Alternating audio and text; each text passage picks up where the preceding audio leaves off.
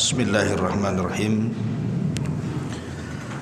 Assalamualaikum warahmatullahi wabarakatuh.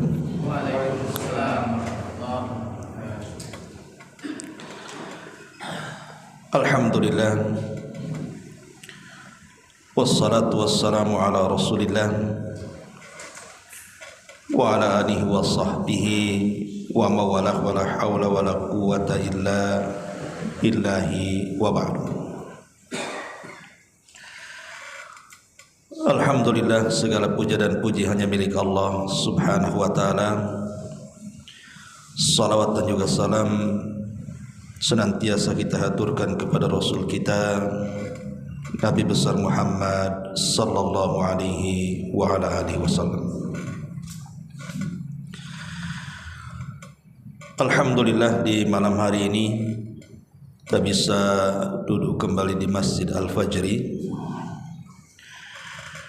Dan tema yang kita akan bahas di malam hari ini, tema seputar amalan harian. Ada 3 zikir yang tidak boleh lepas pada lisan kita untuk diucapkan setiap hari. Karena zikir ini berkaitan dengan 3 perkara. Pertama, untuk mendawamkan nikmat, supaya nikmat yang Allah subhanahu wa ta'ala anugerahkan itu senantiasa dijaga dan ditambah. Yang kedua, untuk menambah rizki bagi yang mungkin lambat rizkinya, maka Allah subhanahu wa ta'ala akan segerakan rizkinya. Dan yang ketiga, bicara soal musibah, supaya kita dijauhkan dan dihindarkan dari musibah. Makanya 3 zikir ringan ini terkadang malas kita mengucapkannya, padahal di balik 3 zikir ini luar biasa keutamaannya. Ma'asyiral muslimin yang dimuliakan Allah azza wa jalla, apa saja zikir itu?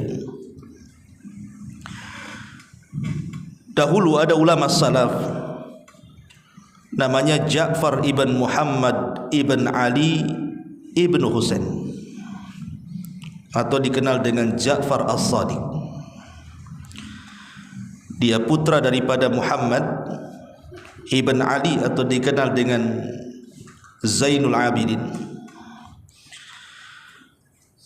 Dan dia adalah putra daripada Husain, dan Husain putra daripada Ali, dan Ali putra daripada Abi Talib. Artinya silsilah Ahlul Bait. Ja'far ibn Muhammad ibn Ali ibn Husain ini, dia punya murid, seorang ulama besar namanya Sufyan Ats-Tsauri rahimahullahu ta'ala. Dan dia adalah sayyidut tabi'in, pemimpinnya para tabi'in. Satu hari Sufyan Ats-Tsauri rahimahullahu ta'ala sedang duduk bersama gurunya Ja'far ibn Muhammad ibn Ali ibn Husain ini.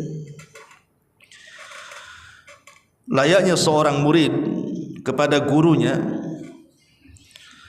maka Sufyan Ats-Tsauri rahimahullahu ta'ala mengatakan, la akum hatta tuhaddithuni, saya tidak akan pergi dari tempat ini sampai engkau wahai guruku memberikan nasihat kepadaku.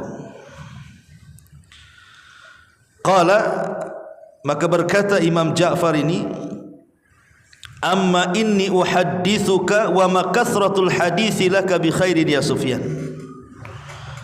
Ya Sufyan, bukankah aku telah banyak memberikan nasihat-nasihat kepadamu, nasihat-nasihat kebaikan, kurang cukupkah itu? Maka kemudian Ja'far ibn Muhammad ibn Ali al-Husain ini mengatakan kepada Sufyan Ats-Tsauri rahimahullahu ta'ala, memberikan 3 nasihat. Idza an'ama Allahu 'alaika bi ni'matin fa ahbabta baqa'aha wa dawamaha fa aqsir minal hamdi wasyukri 'alaiha. Apabila Allah Subhanahu wa taala memberikan nikmat kepadamu dan engkau berkehendak nikmat itu terus ada dan terus bertambah, maka perbanyak memuji Allah Subhanahu wa taala dan bersyukur. Artinya ucapkan alhamdulillah. Fa inna Allah azza wa jalla, karena Allah Subhanahu wa taala berfirman, la in syakartum la azidannakum wa la in kafartum inna adzabi lasyadid. Kalau engkau melakukan syukur, mengucapkan banyak kalimat alhamdulillah setiap mendapatkan nikmat, maka kau akan tambah nikmat kalian. Tapi kalau kalian kufur, maka azabku sangat pedih untuk kalian. Jadi yang pertama, zikir yang pertama, nasihat Ja'far ibn Muhammad ibn Ali kepada Sufyan Ats-Tsauri, perbanyak ucapkan alhamdulillah. Ini yang pertama. Kemudian yang kedua, kata beliau, wa idza istabta'ta rizqa, kalau seandainya Allah takdirkan rizkimu lambat, kerja ini, dagang ini bangkrut, dagang itu enggak maju, usaha ini gulung tikar, lambat, maka kata Ja'far ibn Muhammad kepada Sufyan, fa aktsir minal istighfar, perbanyak ucapan astaghfirullah. Jadi kalau antum berniaga, berdagang, lisannya itu jangan lepas dari kalimat astaghfirullah, astaghfirullah, sambil jualan begitu. Fa innallaha azza wa jalla, karena Allah Subhanahu wa taala berfirman di dalam Al-Qur'anul Karim, faqultu astaghfiru rabbakum innahu kana ghaffara yursilis samaa 'alaikum midrara wa yumdidkum bi amwali wa banin wa yaj'al lakum jannatin wa yaj'al lakum anhara. Surah Nuh ayat 10 sampai 12. Kukatakan kepada kalian, perbanyaklah istighfar kepada Rabb kalian, karena Dia zat yang maha pengampun. Dengan sebab istighfar itu Allah akan hujani kalian, dan Allah akan tambah harta dan keturunan kalian, dan Allah jadikan taman-taman yang rindang, dan Allah jadikan sungai-sungai yang bermanfaat untuk kalian. Lihat kata Allah, wa yumdidkum bi amwali wa banin, Allah perbanyak harta kalian kalau memperbanyak istighfar. Berarti zikir yang kedua, perbanyak ucapan astaghfirullah. Ini yang kedua. Kemudian yang ketiga, kata Ja'far ibn Muhammad ibn Ali ibn Husain kepada Sufyan Ats-Tsauri rahimahullahu taala, ya Sufyan, idza hazabaka amrun min sultanin aw ghairihi, apabila engkau tertimpa musibah yang sangat besar. Hazabahu amrun itu maksudnya perkara yang memberatkan bagi kehidupan kita, ditimpa berbagai macam musibah, entah musibah kesehatan, entah musibah ekonomi, entah musibah dizalimi, disakiti, dan begitu seterusnya, baik dari penguasa yang menekan kita atau yang lainnya. Fa aqsir, maka perbanyaklah oleh engkau wahai Sufyan, ucapkan la haula wala quwwata illa billah, tidak ada daya dan kekuatan kecuali milik Allah. Fa innaha miftahul faraji wa kanzun min kunuzil jannati, karena la haula wala quwwata illa billah adalah kunci untuk membuka setiap kesulitan, dan dia adalah simpanan-simpanan sorga. Berarti yang ketiga ucapan la haula wala quwata illa billah. Yang pertama alhamdulillah. Yang kedua astaghfirullah. Yang ketiga la haula wala quwata illa billah. Wa qala, kemudian berkata Imam Sufyan Ats-Tsauri, thalathun wa ayyu thalathin. Alangkah indahnya, alangkah agungnya tiga perkara ini. Maka kata Imam Ja'far ibn Muhammad ibn Ali ibn Husain, dia mengatakan aqalaha wallahi Abu Abdillah waliyanfa'ahu Allahu biha wa bihi. Sungguh Sufyan telah cerdas, paham dengan kata-kataku, katanya. Semoga Allah memberikan manfaat dengan kalimat-kalimat itu. Ma'asyiral muslimin yang dimuliakan Allah Azza wa Jalla, dalam riwayat yang lain nasihat Ja'far ibn Muhammad kepada Sufyan Ats-Tsauri, dia mengatakan idza ja'aka ma tuhib, idza ja'aka ma tuhib, kalau datang perkara yang perkara itu sangat engkau sukai, datang kabar membahagiakan, datang harta membahagiakan, pokoknya apapun yang datang kepada kita dan itu membahagiakan kita, fa'aksir, perbanyak oleh engkau wahai Sufyan alhamdulillah, ucapkan alhamdulillah.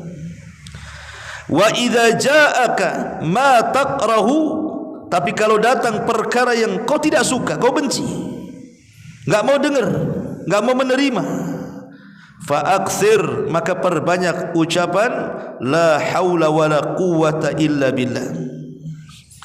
Wa idza stabta'ta rizqa, tapi kalau rizkimu lambat, fa'aksir, perbanyaklah oleh engkau min istighfar, ucapan astagfirullah, astagfirullah. Taib, kita akan bentangkan. Ma'asyiral muslimin yang dimuliakan Allah Subhanahu wa taala, manusia sangat menghendaki tiga perkara: mendapatkan nikmat, dan kalau bisa nikmat itu bertambah, diluaskan rizki, dan kalau bisa diberikan kekayaan yang banyak. Yang ketiga, dihindarkan dari musibah, tidak tersentuh sakit, tidak ada masalah, hidupnya happy. Itulah manusia. Keinginan kita kan cuma tiga di dunia ini. Apa keinginan antum itu? Kecuali tiga perkara ini yang kita inginkan. Dapat nikmat, ya, nikmat apa saja. Istri nikmat, anak-anak nikmat, pekerjaan nikmat, kesehatan nikmat, bisa ke sana kemari nikmat. Nikmat itu banyak. Termasuk nikmat yang paling besar, nikmat Islam, nikmat iman, nikmat redha dengan pemberian Allah Azza wa Jalla, nikmat taubat, dan begitu seterusnya. Nikmat itu luas. Karena Allah Subhanahu wa taala mengatakan wa in ta'uddu nikmatallahi la tuhsuha. Kalau engkau hendak menghitung nikmat Allah, enggak mungkin kehitung. Saking banyaknya nikmat Allah itu. Dan manusia itu paling suka mendapatkan nikmat dan tidak suka mendapatkan adab. Manusia itu paling suka mendapatkan nikmat, kan? Antum dipuji, senang. Antum dicela, tidak mau, ya. Antum untung dalam jualan, senang. Antum buntung dalam jualan, tak mau. Memang tabiat manusia itu ingin mendapatkan nikmat, dan kalau bisa nikmat itu tetap dan bertambah. Yang kedua, manusia itu ingin diluaskan rezekinya. Kalau bisa usaha apa saja untung. Buka ini untung, buka itu untung. Ini buka ini buntung, buka itu buntung lagi, kan? Saya buntang-buntung aja, kan? Tak maulah manusia itu. Dan manusia tidak mau terkena musibah. Manusia itu tidak mau. Makanya kenapa kemudian orang baru menghargai kesehatan itu setelah dia sakit. Saya punya kawan satu orang. Dulu di masa mudanya dia tidak peduli dengan kesehatan. Makan sembarang, kesana kemari menghabiskan uang poya-poya dan begitu seterusnya. Akhirnya sudah tua, umurnya sudah 60 sekarang. Penyakit banyak sekali, komplikasi di mana-mana. Bahkan setiap hari dia harus konsumsi obat. Kalau dia tidak mengonsumsi obat langsung pingsan. Baru dia terfikir, nasihati saya dan yang lainnya. Jaga kesehatan Ustaz gitu. Jaga kesehatan Ustaz. Kalau saya tahu setua ini seperti ini, tentu dulu akan saya jaga kesehatan. Orang itu baru tahu nikmat sehat setelah dia sakit. Jadi orang itu kan tidak mau ditimpa musibah itu. Mana ada orang mau kena musibah? Enggak mau. Orang itu ingin mendapatkan nikmat, diluaskan rezekinya, dia jauhkan dari musibah kan. Lah di sini ada solusi. Kalau kita ingin mendapatkan nikmat dan nikmat itu didawamkan Allah, kalau kita ingin diluaskan rezekinya dan itu Allah luaskan rezeki kita dan dijauhkan dari musibah, di sini nasihat siapa? Ja'far ibn Muhammad ibn Ali ibn Husain kepada Sufyan Ats-Tsauri, lakukan 3 perkara, dawamkan 3 zikir. Pertama, kalau mendapatkan nikmat jangan diam saja, alhamdulillah.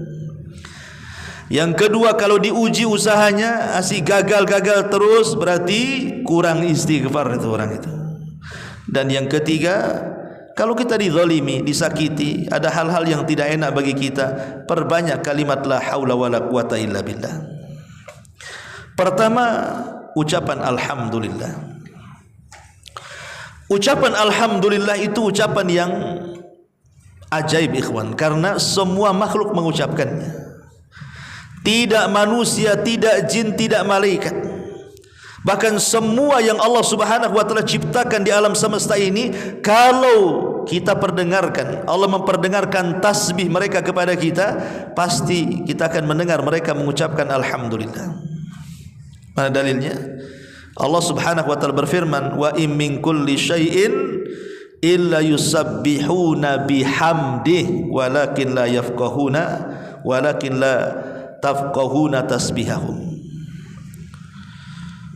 Tidaklah segala sesuatu yang Allah ciptakan kecuali mereka bertasbih dengan cara apa? Bihamdi, memuji Allah, mengucapkan alhamdulillah.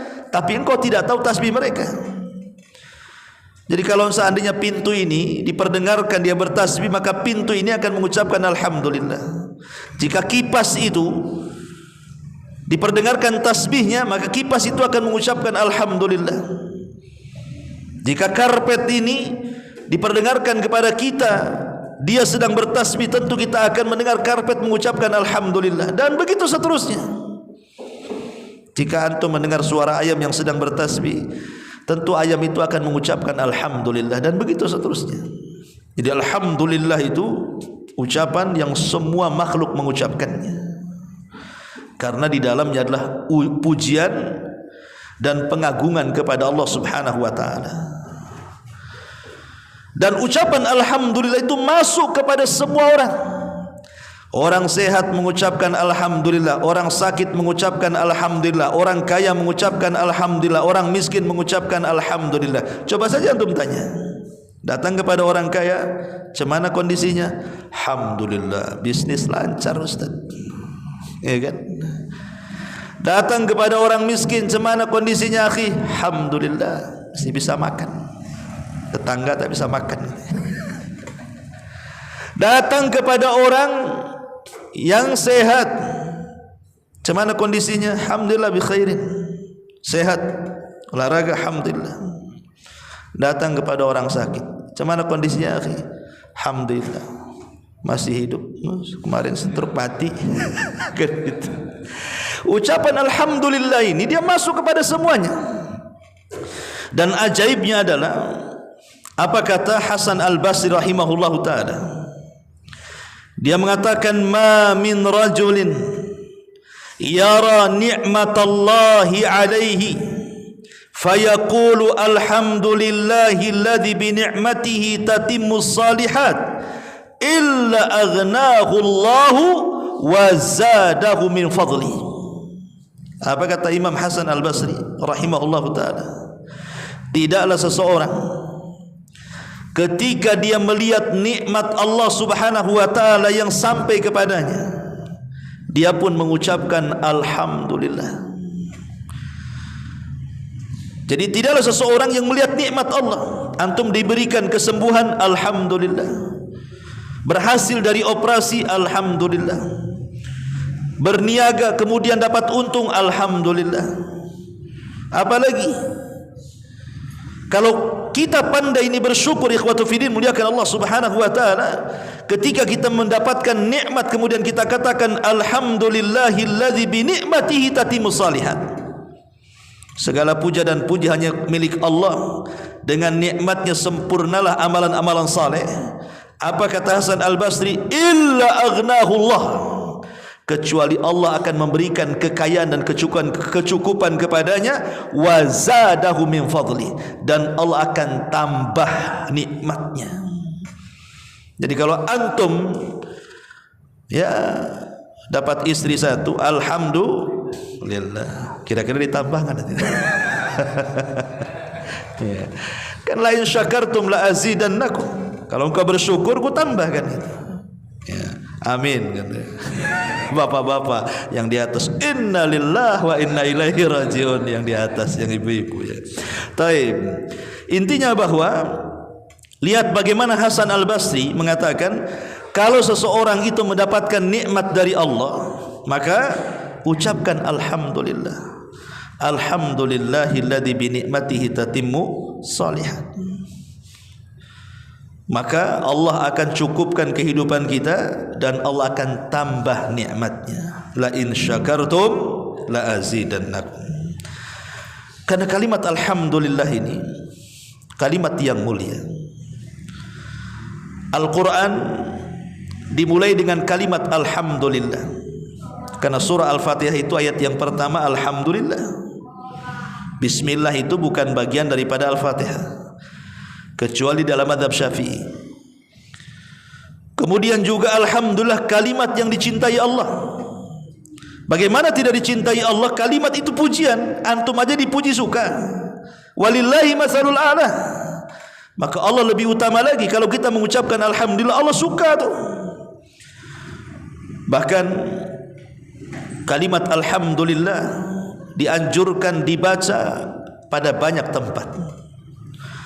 Apabila antum melihat ada orang yang kecelakaan, mungkin akalnya kurang, gila lah dia. Ketika antum melihat orang gila, antum katakan apa? Alhamdulillah, bahwa aku tidak gila sih seperti dia. Ya. Ketika ada orang kecelakaan, brak gitu depan antum, mati satunya pula cacat permanen, kita katakan alhamdulillah. Jangan kedengaran orang yang kecelakaan marah dia. Apa pula aku kecelakaan, kau bilang alhamdulillah. Maksudnya alhamdulillah aku tidak kecelakaan seperti dia, Allah masih menjaga aku. Ya. Jadi kata Nabi SAW, man ra'a mubtalan, barang siapa yang melihat orang yang diuji, ditimpa musibah, faqala, dan dia mengatakan alhamdulillahilladzi afani mimma btalaka bihi wa faddalani ala katsiri mimman khalaqa tafdila illa ufiya min dzalikal bala. Kata Rasul, kalau kita melihat ada orang yang terkena musibah, kemudian kita katakan alhamdulillah, zat yang telah memberikan kesehatan kepadaku, ya, mimma btalaka bihi, di mana ujian tidak diberikan kepadaku dan justru kepada orang lain, dan telah memberikan keutamaan kepadaku dari kebanyakan manusia, kecuali orang ini akan dijauhkan dari bala. Jadi kalau antum melihat orang yang kena musibah, alhamdulillah saya tidak seperti dia, maka kita akan dijauhkan dari bala. Ya tentu juga setelah mengucapkan innalillahi wa inna ilaihi rajiun. Kemudian juga disyariatkan ketika habis bersin, alhamdulillah. Kalau antum bersin alhamdulillah, kan begitu, maka dijawab yarhamukallah, karena bersin itu menghilangkan penyakit. Alhamdulillah Allah berikan bersin. Kemudian juga dibaca setiap solat. Selepas antum solat ada zikir kan, baca alhamdulillah 33 kali. Kemudian juga dibaca setelah makan dan minum, antum membaca alhamdulillah. Bahkan ketika antum bangun dari tidur, antum pun juga mengatakan alhamdulillahilladzi ahyana ba'dama amatana wa ilaihin nusyur. Alhamdulillah masih dihidupkan. Betapa banyak orang tidur gak hidup lagi. Ketika kita dibangunkan, alhamdulillah masih hidup. Ya, cubit dulu. masih sakit, masih hidup berarti. Masih bisa beramal lagi maksudnya. Kemudian juga alhamdulillah dibaca ketika hendak tidur. Ma'asyiral muslimin, sampai Umar ibn Khattab radhiyallahu an, apabila dia masuk pasar, kemudian dia mengatakan fala yalqu ahadan min ashabihi illa wa yas'aluhu. Umar itu kalau masuk pasar tidak ada satupun orang di pasar kecuali ditanya, kaifa haluk, bagaimana kondisimu? Maka semua yang ditanya seperti itu akan mengucapkan alhamdulillah, kan begitu. Kata Umar, ini yang aku mau, engkau mengucapkan kalimat itu, katanya. Ini yang ku mau, karena ucapan itu akan dicatat dalam catatanmu di hadapan Allah dan akan memberatkan timbangan kebaikanmu dan akan menjadikan kau bahagia kelak pada hari kiamat, kata Umar. Tuktab fi sahifatika wa tudha fi mizani hasanatika fatafrahu biha yaumal qiyamah. Kalau engkau mengucapkan kalimat itu, kata Umar, itu adalah kalimat terbaik dalam catatanmu, dan itu yang bisa memberatkan timbangan di hadapan Allah, dan engkau akan bahagia dengan kalimat itu. Makanya Abdullah bin Abbas radhiyallahu anhu meriwayatkan sebuah hadis, walaupun sebagian ulama mendhaifkan riwayat ini, tapi ada juga yang mensahihkan karena hadis ini sahih ala syarti Muslim. Awal ma yud'a ilal jannati alladina yahmadullaha fi sarra'i wal dharra. Manusia yang pertama kali dipanggil masuk surga. Jadi ketika manusia berjubel di pintu-pintu surga itu, maka Rasulullah SAW orang yang pertama kali masuk ke dalam surga, dan dia membuka pintu surga. Maka dari manusia yang berada di luar surga itu, yang pertama kali dipanggil untuk masuk ke dalam surga adalah orang yang banyak memuji Allah, baik dalam kesendirian ataupun dalam terang-terangan. Banyak mengucapkan alhamdulillah, alhamdulillah, alhamdulillah. Ma'asyiral muslimin yang dimuliakan Allah Subhanahu wa taala. Dari sini kata Imam Ibnul Qayyim rahimahullahu taala, apa kata beliau dalam kitabnya Jala'ul Afham? Wa ummati Rasulillah sallallahu alaihi wasallam humul hammadun yahmadunallaha ala sarra'i wal dharra, wa salatu ummatihi muftatahatun bilhamdi, wa khutbatuhu muftatahatun bilhamdi, wa kitabatuhu muftatahatun bilhamdi, wa biyadihi lawa'ul hamdi yaumal qiyamah, wa lamma yasjudu baina yaday rabbih lisyafa'ati wa yu'dhan lahu fiha yahmadu rabbahu bimahamidi yaftahuha alaihi hina idzin. Apa kata Imam Ibnul Qayyim rahimahullahu taala? Umat Muhammad adalah umat yang banyak memuji Allah. Jadi umat Rasul adalah umat yang banyak memuji Allah. Mereka memuji Allah baik dalam kondisi senang ataupun susah. Dan solat umatnya, maksudnya solat 5 waktu, dimulai dengan kalimat alhamdulillah dalam doa iftitah, ya. Dan setiap khutbahnya juga dimulai dengan alhamdulillah, innal hamdalillah. Bahkan para ulama ketika mencatat kitab juga dengan memulai dengan alhamdulillah. Bahkan nanti Rasul akan membawa bendera alhamdu yaumal qiyamah pada hari kiamat, ketika dia sujud di hadapan Allah untuk meminta syafaat, kemudian diberikan syafaat, maka Nabi SAW akan memuji Allah Subhanahu wa ta'ala. Intinya bahwa jangan lepaskan kalimat alhamdulillah. Ada sebuah hadis dari Aisyah radhiyallahu anha, ummul mukminin radhiyallahu anha, idza ra'a ma yasurruhu, kalau engkau melihat sesuatu yang membuat engkau senang, maka ucapkan alhamdulillahilladzi bi ni'matihi tatimmu shalihat. Tapi wa idza ra'a ma yakrah, kalau engkau melihat sesuatu yang engkau tidak suka, maka ucapkan alhamdulillah ala kulli halin. Dibedakan lafadznya. Kalau nikmat alhamdulillah, alhamdulillah bi alladzi bi ni'matihi tatimmu shalihat. Tapi kalau kita melihat yang tidak kita sukai, mungkin berupa musibah, maka kita katakan alhamdulillah ala kulli halin. Begitu cara bacanya. Maka kalau kita terus memuja dan memuji Allah Subhanahu wa taala, maka nasihat Imam Ja'far ibn Muhammad ibn Ali ibn Husain ibn Ali kepada Sufyan Ats-Tsauri rahimahullahu taala, apabila engkau melihat nikmat Allah yang Allah anugerahkan kepadamu dan engkau ingin nikmat itu tetap dan bertambah, maka ucapkan alhamdulillah. Ini yang pertama. Yang kedua, kata beliau, apabila lambat rizkimu, usaha ini tidak maju-maju, usaha itu juga tidak maju-maju, buka ini bukan bentang tikar gulung tikar, pokoknya susah mau dapat rezeki itu susah. Ya. Maka kata Hasan Al-Basri, kata Ja'far ibn Muhammad ibn Ali ibn Husain kepada Sufyan Ats-Tsauri, fa'aktsir minal istighfar. Perbanyak oleh kalian membaca istighfar, astaghfirullah. Abu Musa radhiyallahu anhu, Abu Musa Al-Asy'ari radhiyallahu anhu, seorang sahabat Rasul, dia mengatakan, kana lana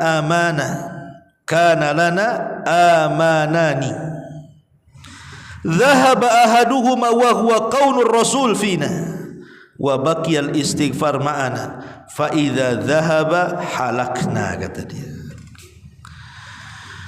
Ketika beliau Abu Musa Al-Asy'ari radhiyallahu an memberikan catatan kepada surah Al-Anfal ayat 33, apa bunyinya? Wa ma kana Allahu liyu'adzibahum wa anta fihim wa ma kana Allahu mu'adzibahum wa hum yastaghfirun. Allah tidak mungkin mengazab mereka selama engkau wahai Muhammad hidup di tengah-tengah mereka.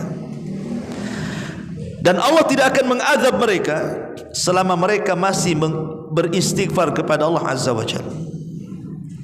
Jadi Allah tidak mengazab sebuah kaum kalau Nabi hidup di situ. Dan Allah tidak mengadab sebuah kaum kalau kaum itu rajin beristighfar. Apa kata Abu Musa Al-Asy'ari radhiyallahu, dia mengatakan, kami memiliki dua keamanan. Yang pertama keberadaan Nabi, dan yang kedua tetapnya istighfar. Apabila dua-duanya hilang, hancurlah kami. Sekarang keamanan itu tinggal satu, karena kita tidak hidup di zaman Nabi. Kalau kita hidup di zaman Nabi, kita akan mendapatkan keamanan karena Nabi hidup di tengah-tengah kita. Tapi Nabi sudah meninggal, berarti hilanglah keamanan yang pertama.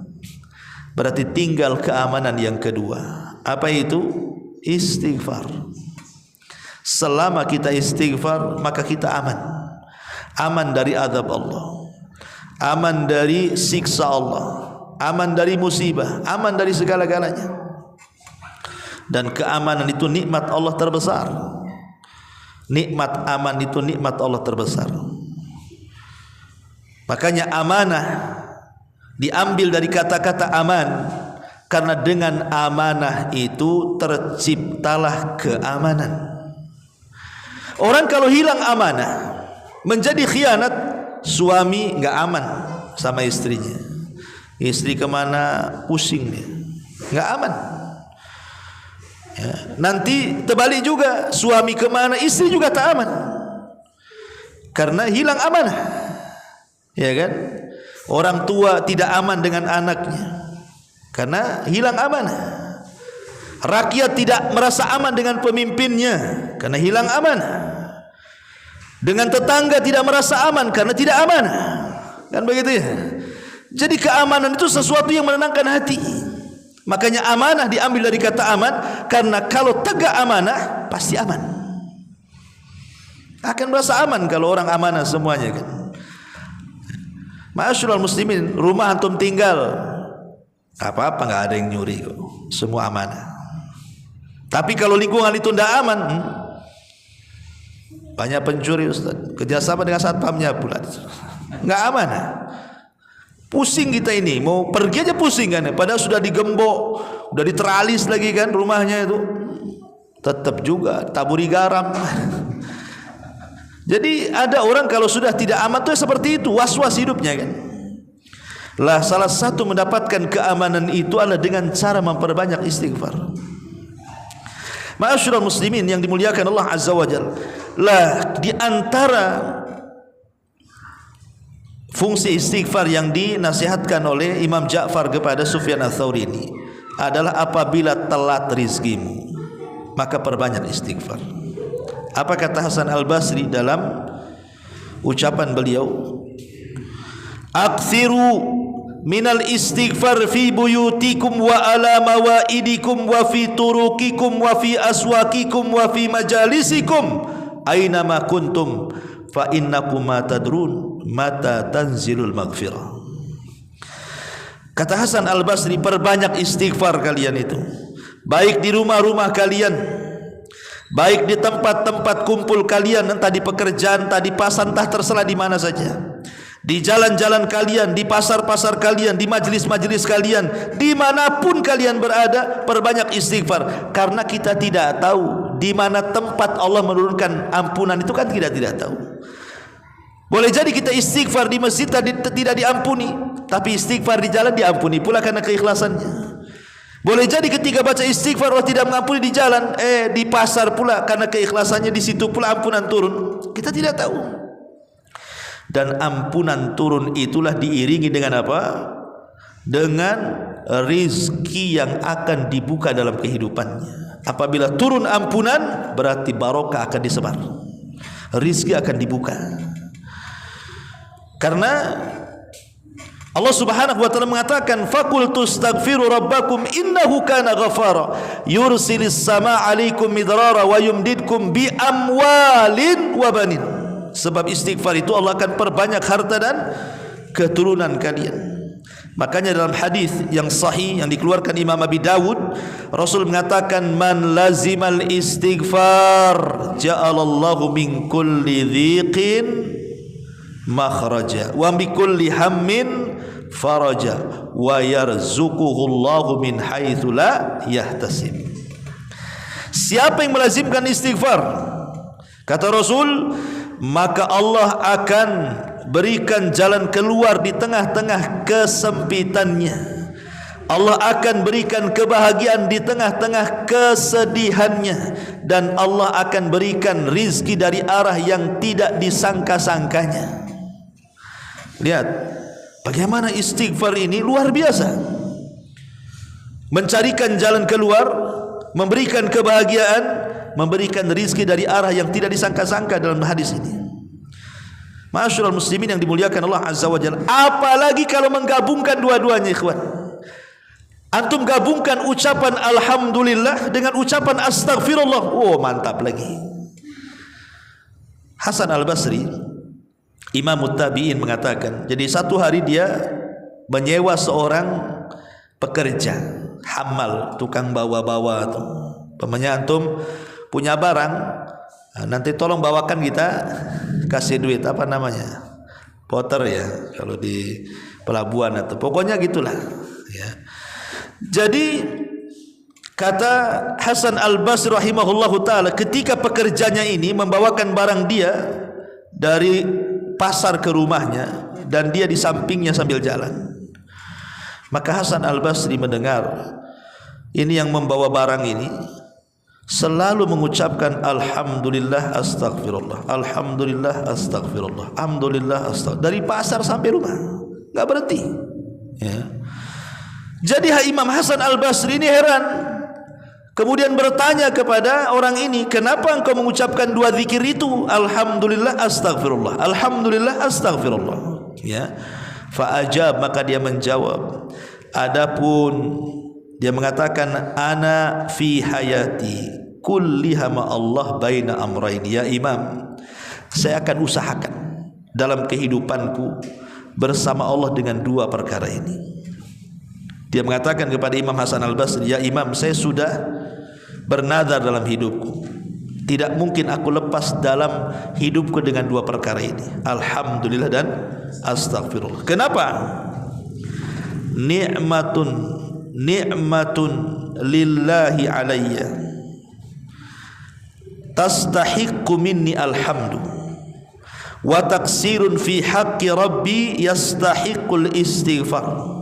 Kenapa demikian?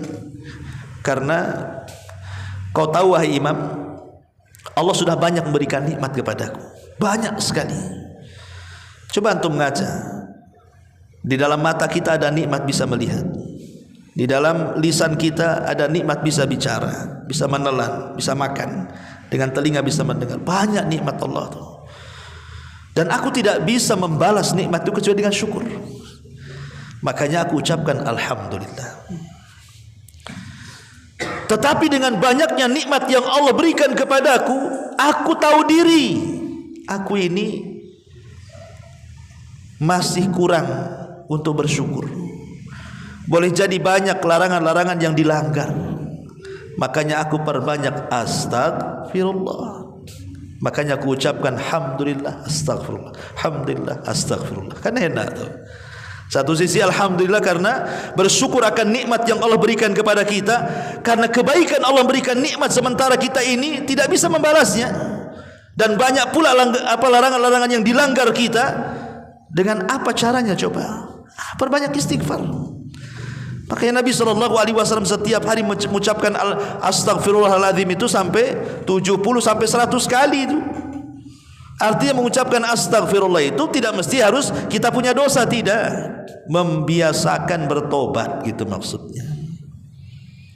Ma'asyiral muslimin yang dimuliakan Allah Subhanahu wa taala. Jadi nasihatkan seperti itu karena ini bisa membuka rizki. Ya, antum yang baru buka usaha atau sudah lama usahanya, ya kan, dan supaya rizkinya terus dilapangkan, dibanyakkan, diluaskan, maka terus sambil jualan, sambil dagang, sambil usaha, lisannya mengucapkan alhamdulillah astagfirullah. Ini yang kedua. Yang ketiga dan yang terakhir, di mana Ja'far ibn Muhammad ibn Ali ibn Husain menasihati Sufyan ats-Tsauri rahimahullahu taala, idza hazabaka amrun min sultanin aw ghairihi. Kalau ada masalah berat bagi hidupmu, kau ditekan dengan penguasa, kau disakiti orang lain, banyak ujian yang menimpamu, macam-macam pokoknya, entah kesehatan, entah ekonomi, entah keluarga, pokoknya banyaklah ujian.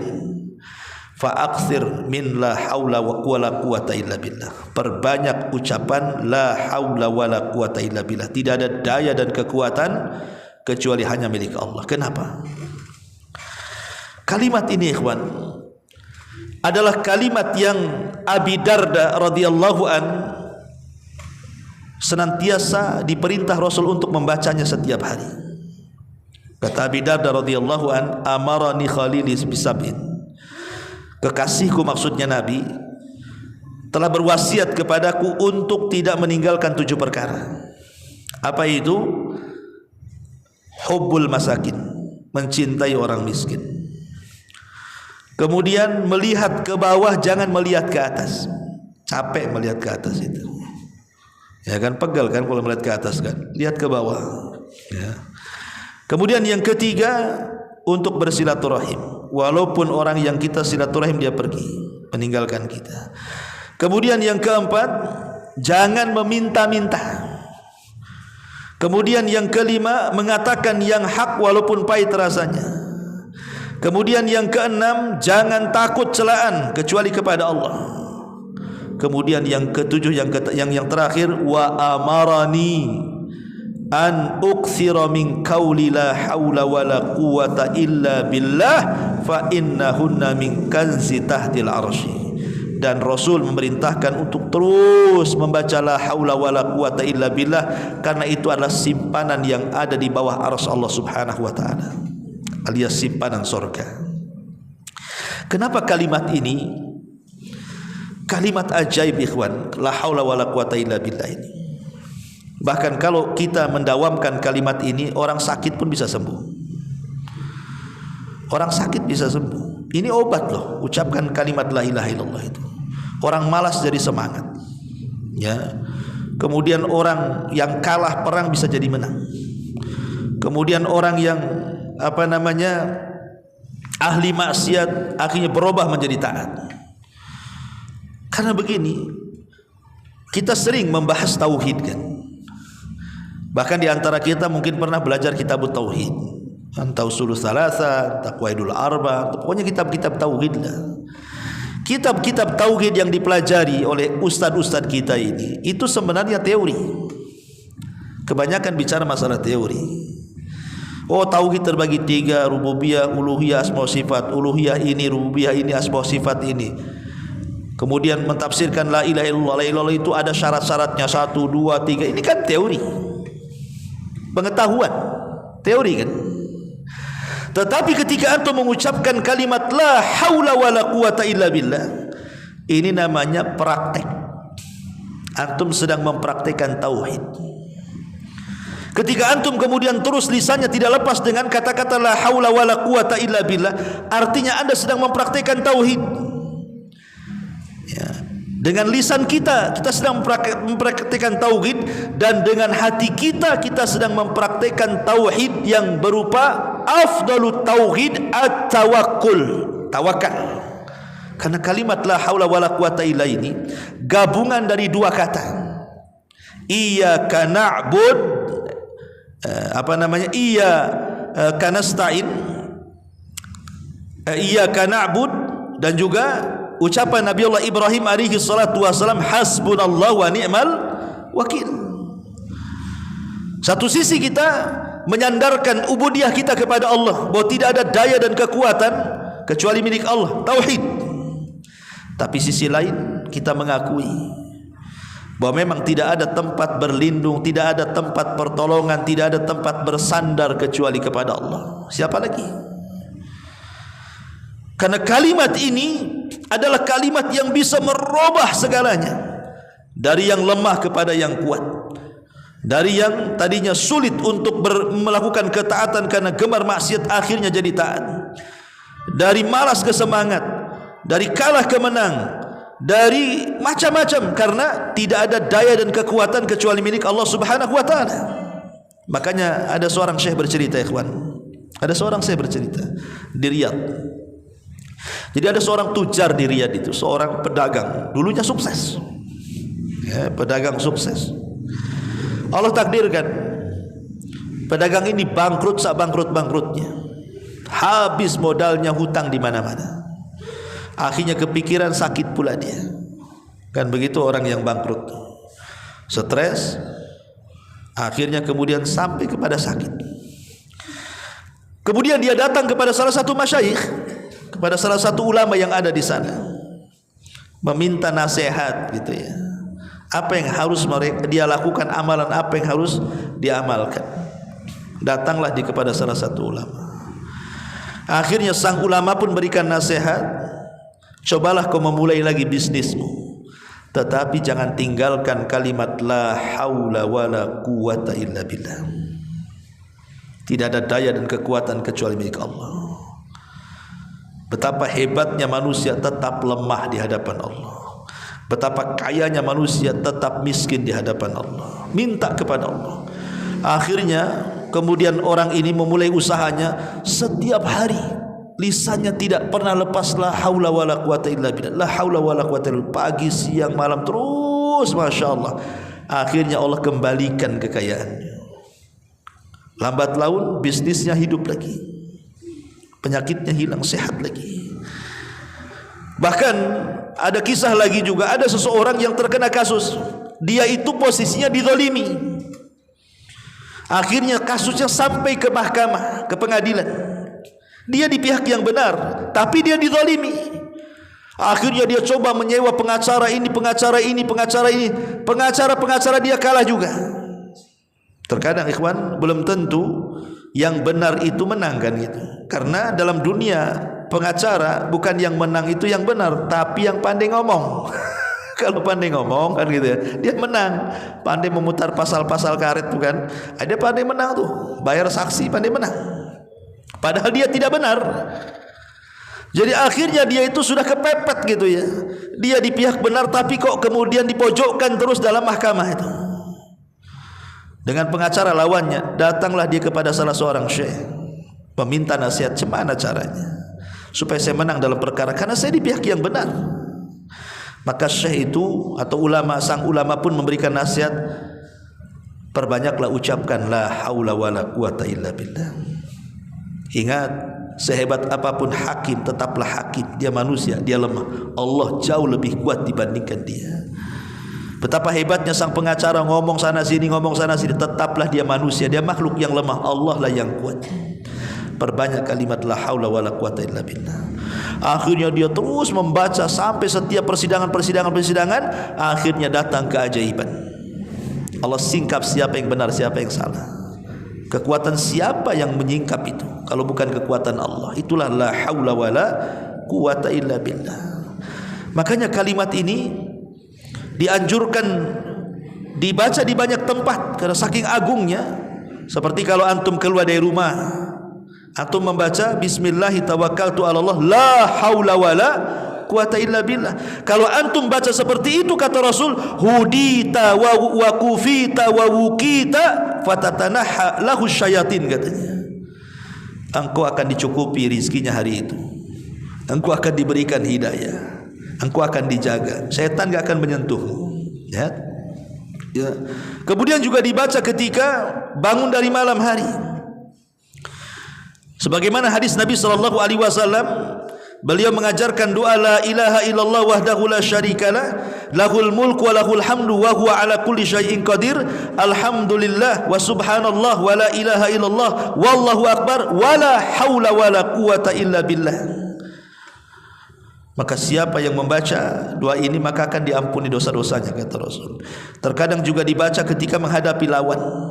Ya, tadi antum kalau melawan di persidangan, ya kan, antum ini ada kasus, ini hari ini sidang nih, nanti jam 1 sidang. Dari malam tuh antum bacakan la haula wala quwata illa billah terus sampai ke persidangan. Ya, tidak ada daya kekuatan Allah yang berkuasa, bukan hakim, bukan pengacara, bukan saksi. Allah yang berkuasa. Boleh jadi sebab itu Allah bolak-balikan tuh hati si hakim itu. Yang tadi sudah disogok dibalikan sogokannya, bisa saja. Atau kepleset ngomong, kan nggak tahu, ya kan? Itu bisa kita gunakan untuk itu. Makanya yang semakna dengan kalimat ini adalah hasbunallahu wa ni'mal wakil, itu kan sama dengan la haula wala quwata illa billah. Dan itu yang diucapkan Nabi Ibrahim ketika dilempar kepada api, kan Allah selamatkan. Bahkan ketika mendengar azan hayya 'alas shalah hayya 'alal falah, kita juga mengucapkan la haula wala quwata illa billah. Bahkan ketika indal qurbat, antum ditimpa banyak masalah, banyak kesulitan, ya, tidak bisa keluar dari kesulitan itu, rasanya kiamat. Jangan diam saja, jangan mengeluh kepada manusia, apalagi mengeluh kepada Facebook dan juga TikTok, kan gitu. Keluhkan kepada Allah, perbanyak ucapan la haula wala quwata illa billah, karena dia adalah simpanan surga. La haula wala quwata itu simpanan surga. Bayangkan malaikat pemikul arsy. Siapa duluan? Yang diciptakan arsy atau malaikat pemikul arsy dulu? Allah ciptakan arsy. Arsy itu makhluk Allah yang paling besar.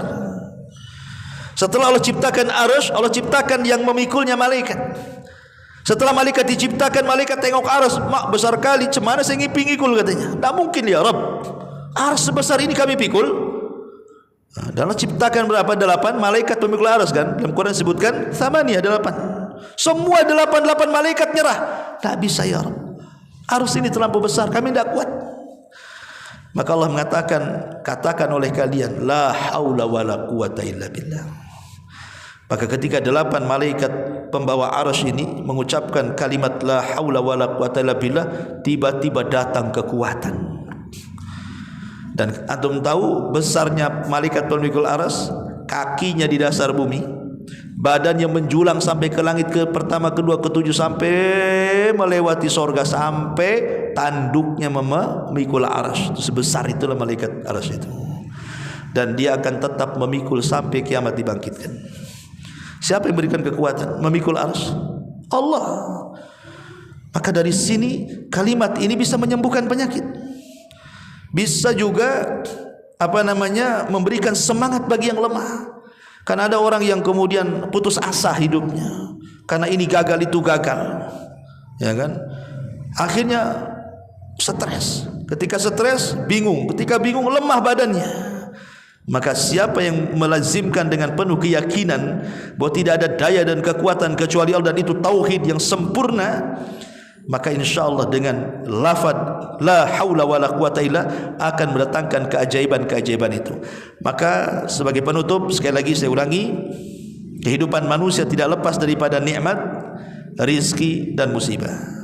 Kalau ingin ditambah nikmatnya, diluaskan rizkinya, dijauhkan dari musibah, ucapkan 3 zikir. Alhamdulillah, astaghfirullah, la haula wala quwata illa billah. Jika dia melihat nikmat Allah Subhanahu wa taala yang sampai kepadanya, dia pun mengucapkan alhamdulillah. Jadi tidaklah seseorang yang melihat nikmat Allah, antum diberikan kesembuhan, alhamdulillah. Berhasil dari operasi, alhamdulillah. Berniaga kemudian dapat untung, alhamdulillah. Apalagi kalau kita pandai ini bersyukur, ikhwatu fiddin, muliakan Allah Subhanahu wa taala, ketika kita mendapatkan nikmat kemudian kita katakan alhamdulillahilladzi bi ni'matihi tatimmus shalihat. Segala puja dan puji hanya milik Allah, dengan nikmatnya sempurnalah amalan-amalan saleh.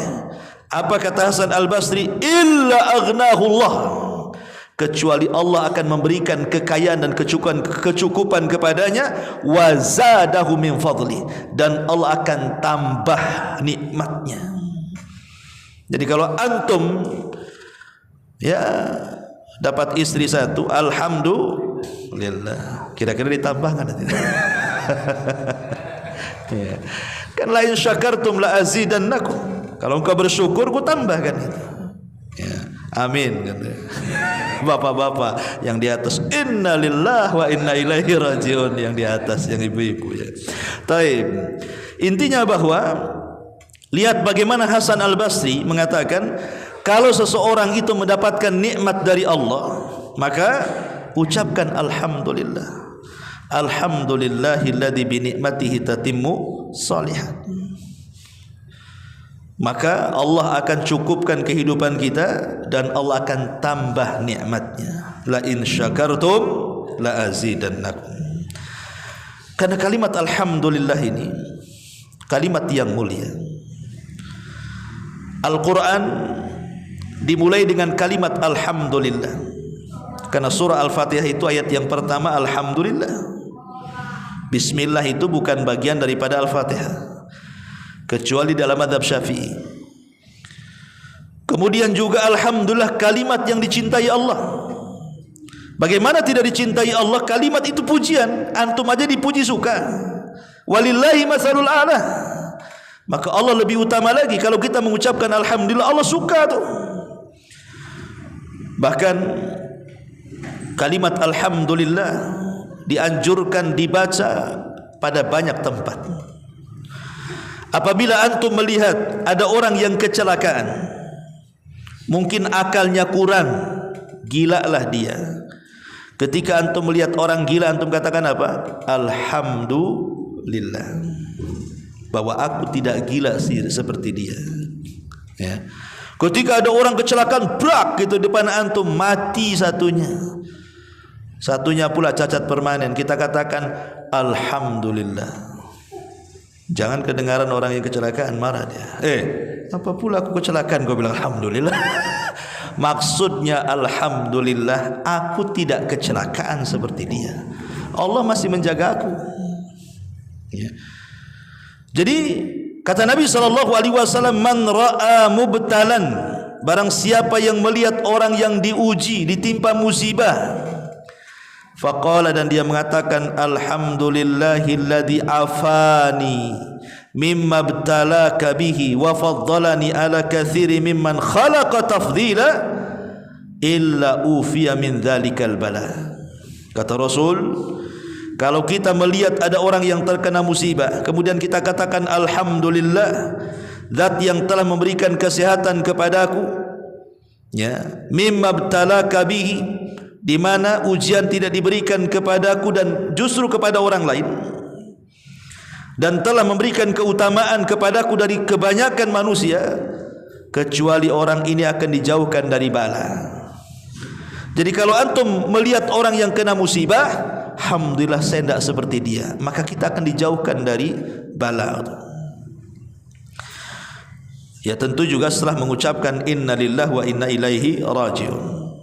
Kemudian juga disyariatkan ketika habis bersin, alhamdulillah. Kalau antum bersin alhamdulillah, kan begitu, maka dijawab yarhamukallah, karena bersin itu menghilangkan penyakit. Alhamdulillah Allah berikan bersin. Kemudian juga dibaca setiap solat. Selepas antum solat ada zikir, kan, baca alhamdulillah 33 kali. Kemudian juga dibaca setelah makan dan minum, antum membaca alhamdulillah. Bahkan ketika antum bangun dari tidur, antum pun juga mengatakan alhamdulillahilladzi ahyana ba'dama amatana wa ilaihin nusyur. Alhamdulillah masih dihidupkan. Betapa banyak orang tidur enggak hidup lagi. Ketika kita dibangunkan, alhamdulillah masih hidup. Ya, cubit dulu, masih sakit, masih hidup berarti. Masih bisa beramal lagi maksudnya. Kemudian juga alhamdulillah dibaca ketika hendak tidur. Ma'asyiral muslimin, sampai Umar ibn Khattab radhiyallahu an, apabila dia masuk pasar, kemudian dia mengatakan fala yalqu ahadan min ashabihi illa wa yas'aluhu. Umar itu kalau masuk pasar, tidak ada satupun orang di pasar kecuali ditanya, kaifa haluk, bagaimana kondisimu? Maka semua yang ditanya seperti itu akan mengucapkan alhamdulillah, kan begitu. Kata Umar, ini yang aku mau, engkau mengucapkan kalimat itu, katanya. Ini yang ku mau, karena ucapan itu akan dicatat dalam catatanmu di hadapan Allah, dan akan memberatkan timbangan kebaikanmu, dan akan menjadikan kau bahagia kelak pada hari kiamat, kata Umar. Tuktab fi sahifatika wa tudha fi mizani hasanatika fatafrahu biha yaumal qiyamah. Kalau engkau mengucapkan kalimat itu, kata Umar, itu adalah kalimat terbaik dalam catatanmu, dan itu yang bisa memberatkan timbangan di hadapan Allah, dan engkau akan bahagia dengan kalimat itu. Makanya Abdullah ibn Abbas radhiyallahu anhuma meriwayatkan sebuah hadis, walaupun sebagian ulama mendhaifkan riwayat ini, tapi ada juga yang mensahihkan, karena hadis ini sahih ala syarti Muslim. Awal ma yud'a ilal jannati alladina yahmadullaha fi sarra'i wal dharra. Manusia yang pertama kali dipanggil masuk surga. Jadi ketika manusia berjubel di pintu-pintu surga itu, maka Rasulullah SAW orang yang pertama kali masuk ke dalam surga, dan dia membuka pintu surga. Maka dari manusia yang berada di luar surga itu, yang pertama kali dipanggil untuk masuk ke dalam surga adalah orang yang banyak memuji Allah, baik dalam kesendirian ataupun dalam terang-terangan. Banyak mengucapkan alhamdulillah, alhamdulillah, alhamdulillah. Ma'asyiral muslimin yang dimuliakan Allah Subhanahu wa taala. Dari sini kata Imam Ibnul Qayyim rahimahullahu taala, apa kata beliau dalam kitabnya Jala'ul Afham? Wa ummati Rasulillah sallallahu alaihi wasallam humul hammadun yahmaduna Allah ala sarra'i wal dharra, wa salatu ummatihi muftatahatun bil hamdi, wa khutbatuhu muftatahatun bil hamdi, wa kitabatuhu muftatahatun bil hamdi, wa biyadihi lawa'ul hamdi yaumal qiyamah, wa lamma yasjudu baina yaday rabbih lisyafa'ati wa yu'dhan lahu fiha yahmadu rabbahu bimahamidi yaftahuha alaihi hina idzin. Apa kata Imam Ibnul Qayyim rahimahullahu taala? Umat Muhammad adalah umat yang banyak memuji Allah. Jadi umat Rasul adalah umat yang banyak memuji Allah. Mereka memuji Allah baik dalam kondisi senang ataupun susah. Dan solat umatnya, maksudnya solat 5 waktu, dimulai dengan kalimat alhamdulillah dalam doa iftitah, ya. Dan setiap khutbahnya juga dimulai dengan alhamdulillah, innal hamdalillah. Bahkan para ulama ketika mencatat kitab juga dengan memulai dengan alhamdulillah. Bahkan nanti Rasul akan membawa bendera alhamdu yaumal qiyamah pada hari kiamat, ketika dia sujud di hadapan Allah untuk meminta syafaat, kemudian diberikan syafaat, maka Nabi SAW akan memuji Allah Subhanahu wa ta'ala.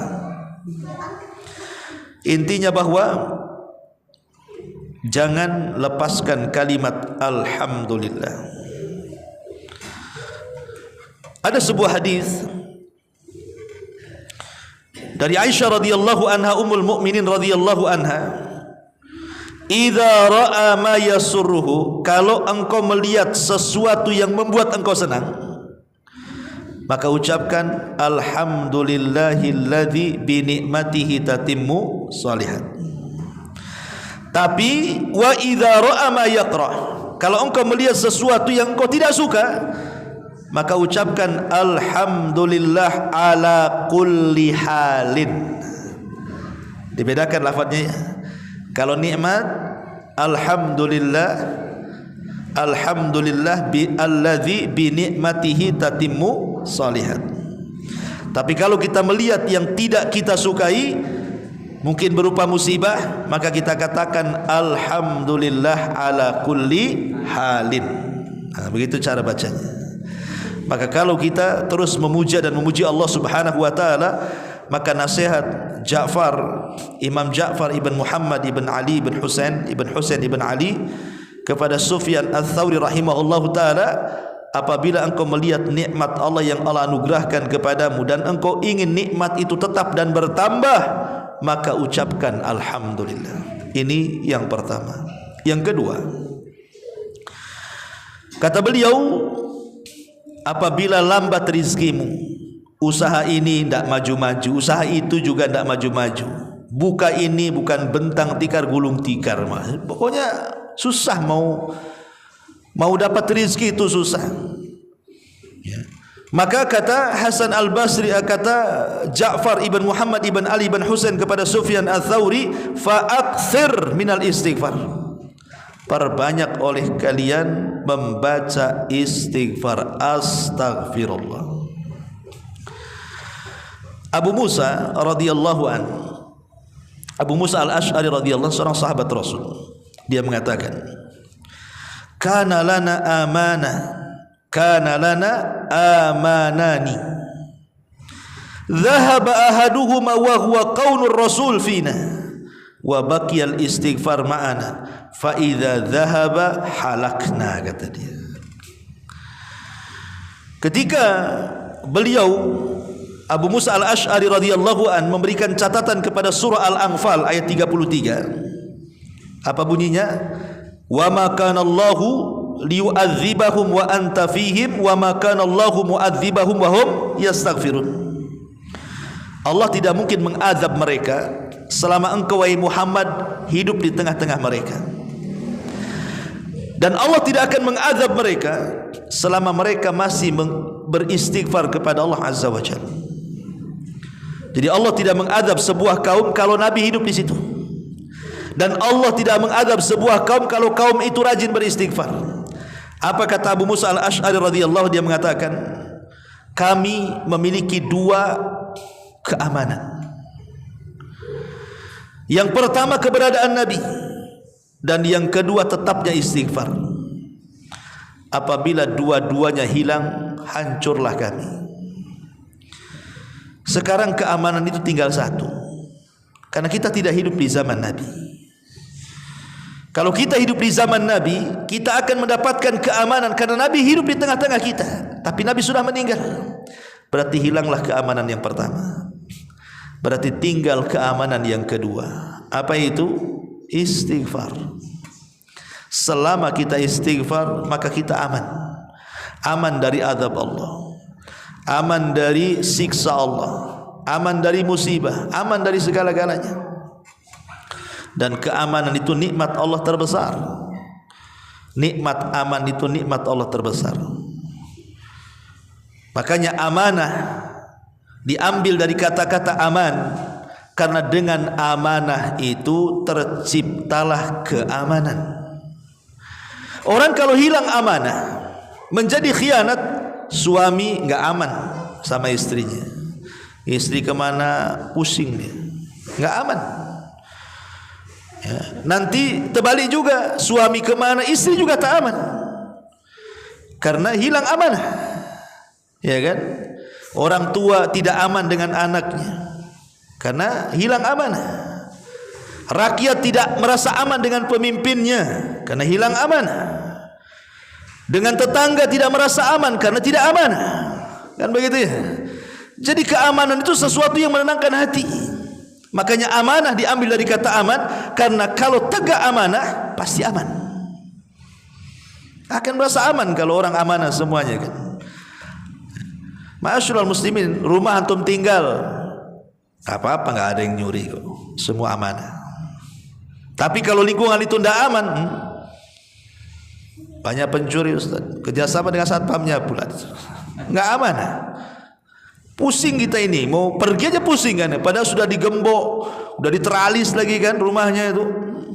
Tetap juga taburi garam. Jadi ada orang kalau sudah tidak aman tuh seperti itu, was-was hidupnya kan. Lah salah satu mendapatkan keamanan itu adalah dengan cara memperbanyak istighfar. Ma'asyiral muslimin yang dimuliakan Allah Azza wa Jalla. Lah di antara fungsi istighfar yang dinasihatkan oleh Imam Ja'far kepada Sufyan Ats-Tsauri ini adalah apabila telat rizkimu, maka perbanyak istighfar.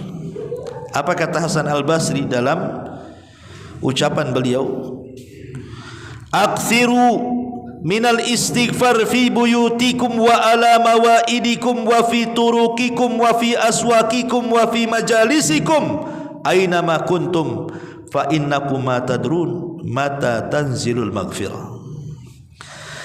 Kata Hasan Al-Basri, perbanyak istighfar kalian itu, baik di rumah-rumah kalian, baik di tempat-tempat kumpul kalian, entah di pekerjaan, entah di pasar, entah terserah di mana saja, di jalan-jalan kalian, di pasar-pasar kalian, di majlis-majlis kalian, dimanapun kalian berada, perbanyak istighfar. Karena kita tidak tahu di mana tempat Allah menurunkan ampunan itu kan kita tidak tahu.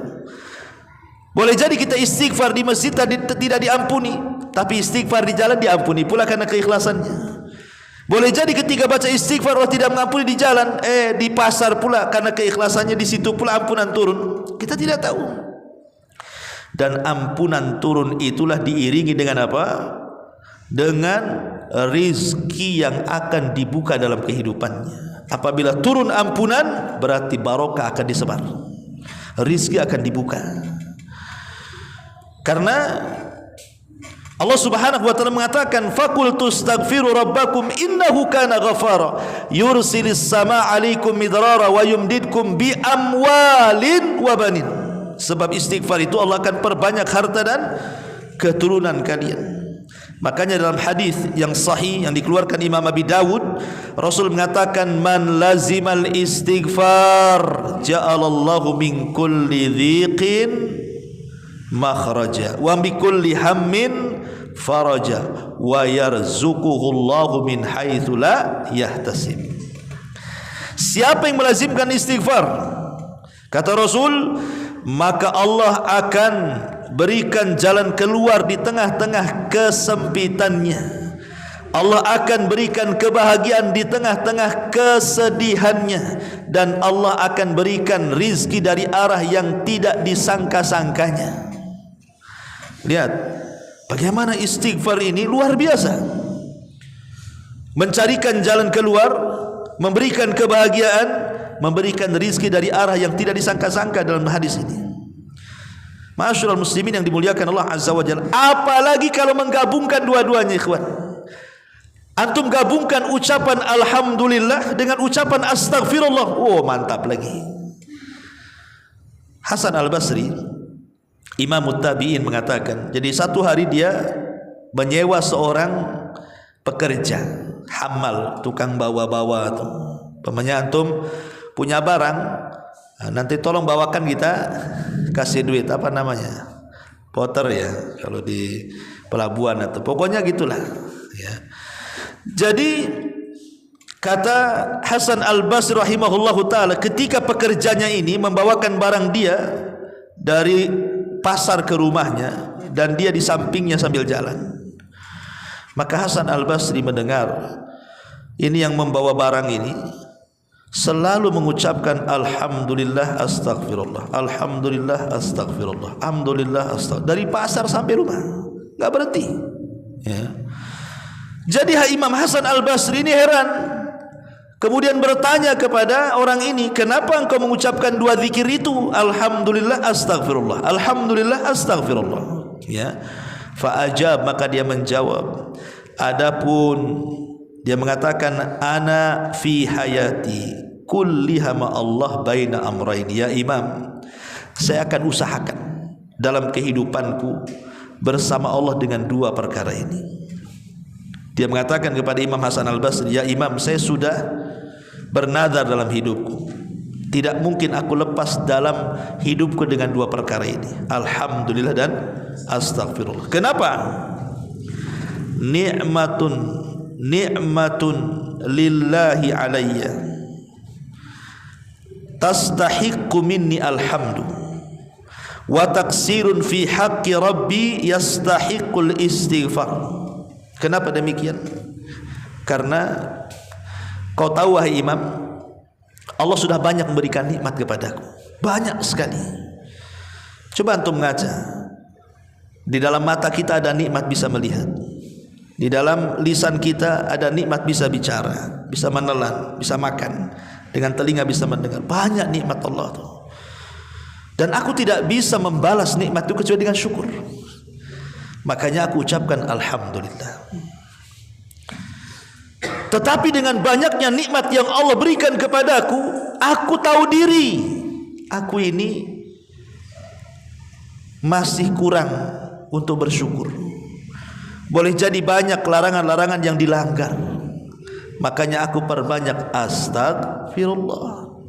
Makanya aku ucapkan alhamdulillah, astagfirullah, alhamdulillah, astagfirullah. Kan enak tuh.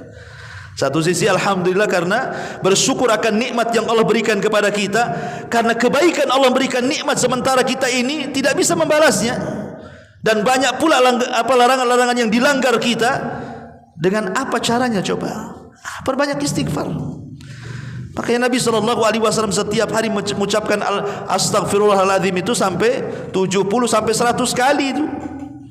Artinya mengucapkan astaghfirullah itu tidak mesti harus kita punya dosa, tidak. Membiasakan bertobat, gitu maksudnya. Ma'asyiral muslimin yang dimuliakan Allah Subhanahu wa taala. Jadi nasihatkan seperti itu karena ini bisa membuka rizki. Ya, antum yang baru buka usaha atau sudah lama usahanya, ya kan, dan supaya rizkinya terus dilapangkan, dibanyakkan, diluaskan, maka terus sambil jualan, sambil dagang, sambil usaha, lisannya mengucapkan alhamdulillah, astagfirullah. Ini yang kedua. Yang ketiga dan yang terakhir, di mana Ja'far ibn Muhammad ibn Ali ibn Husain menasihati Sufyan Ats-Tsauri rahimahullahu taala, idza hazabaka amrun min sultanin aw ghairihi. Kalau ada masalah berat bagi hidupmu, kau ditekan dengan penguasa, kau disakiti orang lain, banyak ujian yang menimpamu, macam-macam pokoknya, entah kesehatan, entah ekonomi, entah keluarga, pokoknya banyaklah ujian. Fa'akthir min la haula wala quwata illa billah. Perbanyak ucapan la haula wala quwata illa billah. Tidak ada daya dan kekuatan kecuali hanya milik Allah. Kenapa? Kalimat ini ikhwan adalah kalimat yang Abi Darda radhiyallahu an senantiasa diperintah Rasul untuk membacanya setiap hari. Kata Abi Darda radhiyallahu an, amarani khalili bisab'in. Kekasihku, maksudnya Nabi, telah berwasiat kepadaku untuk tidak meninggalkan 7 perkara. Apa itu? Hubbul masakin, mencintai orang miskin. Kemudian melihat ke bawah, jangan melihat ke atas. Capek melihat ke atas itu. Ya kan, pegal kan kalau melihat ke atas kan. Lihat ke bawah. Ya. Kemudian yang ketiga, untuk bersilaturahim, walaupun orang yang kita silaturahim dia pergi meninggalkan kita. Kemudian yang keempat, jangan meminta-minta. Kemudian yang kelima, mengatakan yang hak walaupun pahit rasanya. Kemudian yang keenam, jangan takut celaan kecuali kepada Allah. Kemudian yang ketujuh, yang terakhir, wa amarani an ukthira min qawli la haula wala quwata illa billah fa innahunna min kanzi tahtil arsy. dan Rasul memerintahkan untuk terus membaca la haula wala quwata illa billah, karena itu adalah simpanan yang ada di bawah arsy Allah Subhanahu wa taala, alias simpanan surga. Kenapa kalimat ini kalimat ajaib ikhwan, la haula wala quwata illa billah ini? Bahkan kalau kita mendawamkan kalimat ini, orang sakit pun bisa sembuh. Orang sakit bisa sembuh. Ini obat loh, ucapkan kalimat la ilaha illallah itu. Orang malas jadi semangat. Ya. Kemudian orang yang kalah perang bisa jadi menang. Kemudian orang yang ahli maksiat akhirnya berubah menjadi taat. Karena begini, kita sering membahas tauhid kan. Bahkan di antara kita mungkin pernah belajar kitab tauhid, Tauhidul Tsalatsa, Taqwaidul Arba, pokoknya kitab-kitab tauhid lah. Kitab-kitab tauhid yang dipelajari oleh ustadz-ustadz kita ini itu sebenarnya teori. Kebanyakan bicara masalah teori. Oh, tauhid terbagi 3, rububiyah, uluhiyah, asma sifat. Uluhiyah ini, rububiyah ini, asma sifat ini. Kemudian mentafsirkan la ilaha illallah. La ilaha illallah itu ada syarat-syaratnya 1, 2, 3. Ini kan teori. Pengetahuan, teori kan. Tetapi ketika antum mengucapkan kalimat la haula wala quwata illa billah, ini namanya praktek. Antum sedang mempraktekkan tauhid. Ketika antum kemudian terus lisannya tidak lepas dengan kata-kata la haula wala quwata illa billah, artinya Anda sedang mempraktekkan tauhid. Ya. Dengan lisan kita sedang mempraktikkan tauhid, dan dengan hati kita sedang mempraktikkan tauhid yang berupa afdalut tauhid at-tawakkul, tawakal. Karena kalimat la haula wala quwata illa ini gabungan dari 2 kata. Iyyaka na'bud, iyyaka nasta'in,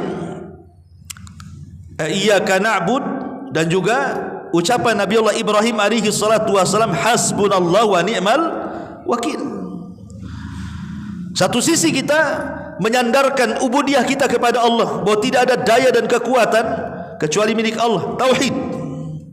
Tapi sisi lain kita mengakui bahwa memang tidak ada tempat berlindung, tidak ada tempat pertolongan, tidak ada tempat bersandar kecuali kepada Allah. Siapa lagi?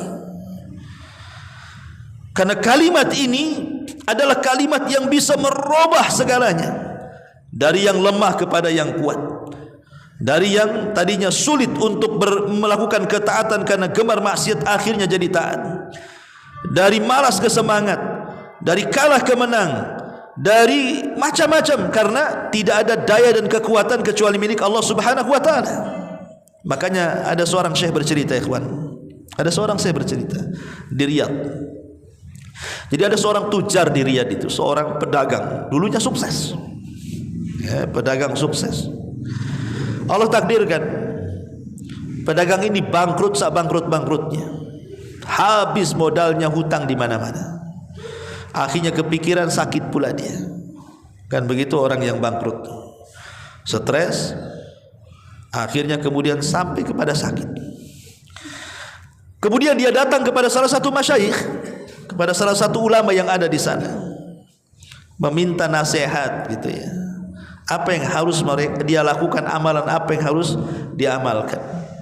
Datanglah dia kepada salah satu ulama. Akhirnya sang ulama pun berikan nasihat, cobalah kau memulai lagi bisnismu, tetapi jangan tinggalkan kalimat la haula wala quwata illa billah. Tidak ada daya dan kekuatan kecuali milik Allah. Betapa hebatnya manusia tetap lemah di hadapan Allah, betapa kayanya manusia tetap miskin di hadapan Allah. Minta kepada Allah. Akhirnya kemudian orang ini memulai usahanya. Setiap hari lisannya tidak pernah lepas la haula wala quwata illa billah, la haula wala quwata illa billah, pagi siang malam terus, masya Allah. Akhirnya Allah kembalikan kekayaannya. Lambat laun bisnisnya hidup lagi, penyakitnya hilang, sehat lagi. Bahkan ada kisah lagi juga, ada seseorang yang terkena kasus, dia itu posisinya dizalimi. Akhirnya kasusnya sampai ke mahkamah, ke pengadilan. Dia di pihak yang benar, tapi dia dizalimi. Akhirnya dia coba menyewa pengacara ini, pengacara dia kalah juga. Terkadang ikhwan, belum tentu yang benar itu menang kan gitu. Karena dalam dunia pengacara bukan yang menang itu yang benar, tapi yang pandai ngomong. Kalau pandai ngomong kan gitu ya, dia menang. Pandai memutar pasal-pasal karet tuh kan, ada pandai menang tuh, bayar saksi pandai menang. Padahal dia tidak benar. Jadi akhirnya dia itu sudah kepepet gitu ya. Dia di pihak benar tapi kok kemudian dipojokkan terus dalam mahkamah itu. Dengan pengacara lawannya, datanglah dia kepada salah seorang syekh, meminta nasihat, gimana caranya supaya saya menang dalam perkara, karena saya di pihak yang benar. Maka syekh itu atau sang ulama pun memberikan nasihat, perbanyaklah ucapkan la haula wala quwata illa billah. Ingat, sehebat apapun hakim, tetaplah hakim. Dia manusia, dia lemah. Allah jauh lebih kuat dibandingkan dia. Betapa hebatnya sang pengacara, ngomong sana sini, tetaplah dia manusia, dia makhluk yang lemah. Allah lah yang kuat. Perbanyak kalimat la haula wala quwata illa billah. Akhirnya dia terus membaca sampai setiap persidangan, akhirnya datang keajaiban. Allah singkap siapa yang benar, siapa yang salah. Kekuatan siapa yang menyingkap itu kalau bukan kekuatan Allah? Itulah la haula wala quwata illa billah. Makanya kalimat ini dianjurkan dibaca di banyak tempat karena saking agungnya. Seperti kalau antum keluar dari rumah, antum membaca bismillahi tawakkaltu 'ala Allah la haula wala quwata illa billah. Kalau antum baca seperti itu, kata Rasul, hudita wa kufita wa wukita fatatanaha lahu syayatin, katanya.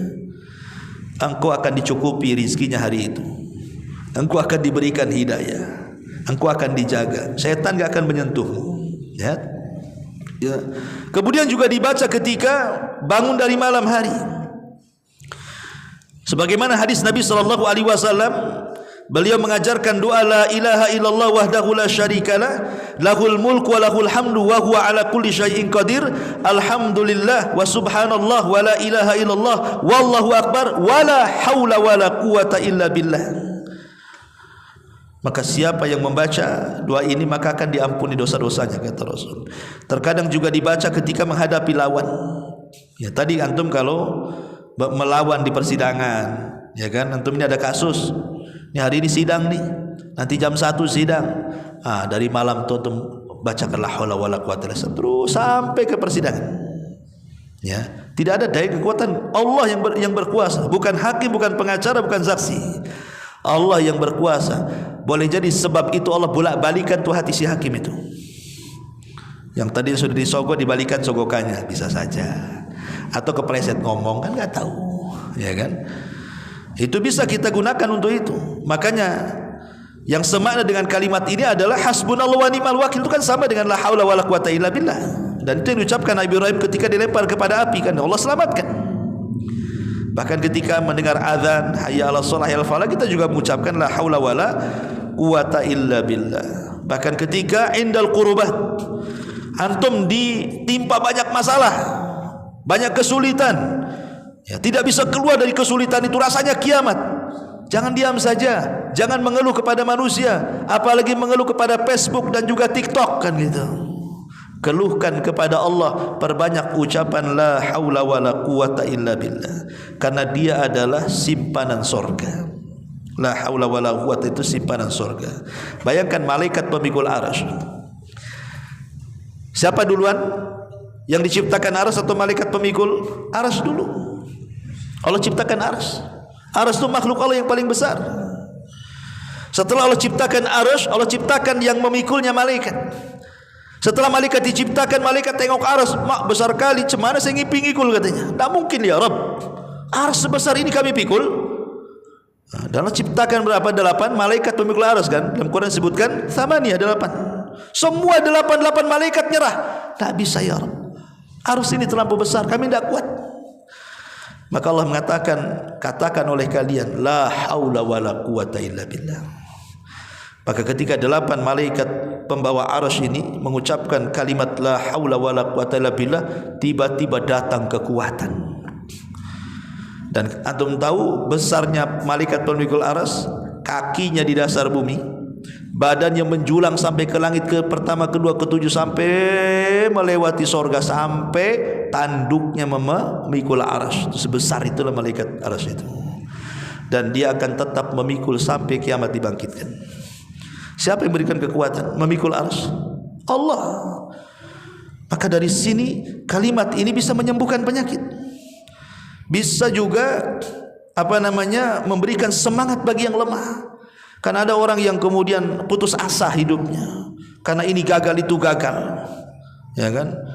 Akhirnya stres. Ketika stres bingung, ketika bingung lemah badannya. Maka siapa yang melazimkan dengan penuh keyakinan bahwa tidak ada daya dan kekuatan kecuali Allah, dan itu tauhid yang sempurna, maka insyaallah dengan lafaz la haula wala quwata illa akan mendatangkan keajaiban-keajaiban itu. Maka sebagai penutup sekali lagi saya ulangi, kehidupan manusia tidak lepas daripada nikmat, rizki dan musibah. Kalau ingin ditambah nikmatnya, diluaskan rizkinya, dijauhkan dari musibah, ucapkan 3 zikir. Alhamdulillah, astaghfirullah, la haula wala quwata illa billah. Wallahu a'lam bishawab. Ini yang bisa saya sampaikan.